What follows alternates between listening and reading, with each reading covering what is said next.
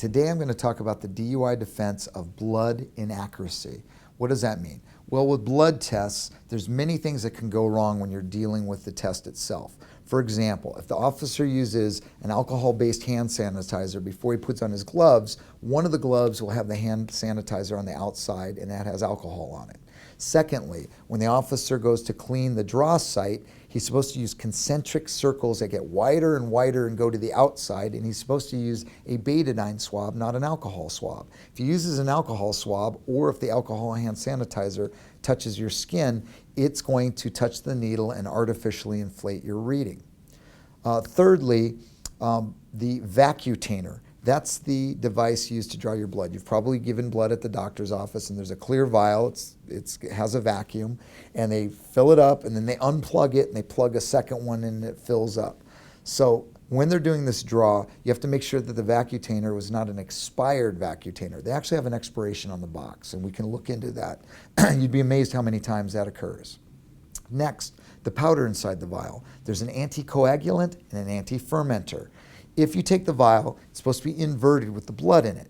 If you just shake it, the blood will splash on the top of the cork and it won't properly mix. And that blood, in turn, will ferment. Rice becomes sake, wheat becomes beer, grapes become wine. Any biological material there is can ferment into alcohol.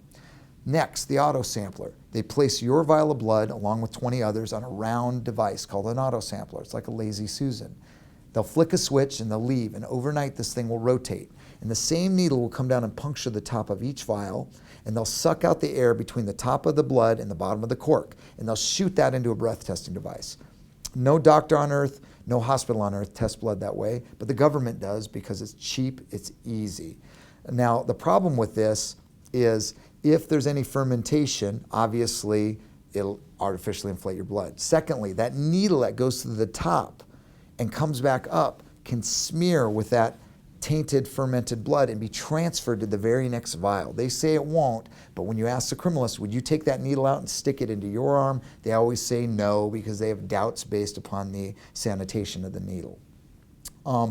This testing device is called headspace gas chromatography, and again, it's very inaccurate. Hospitals and doctors don't use this. Lastly, when you're looking at the baseline of the printout for the blood test, there can be what's known as false peaks where it bumps up, and that has to do with other chemicals that got mixed into the device that shouldn't be there. And we look at a lot of those to make sure there are no false peaks. And finally, there is a built-in error factor of 10%. That means it can read you 10% high or 10% low at any given time, and they will always say, they being the government, well, it's only 5% off at most. That's not the case. You get the benefit of the doubt as a defendant.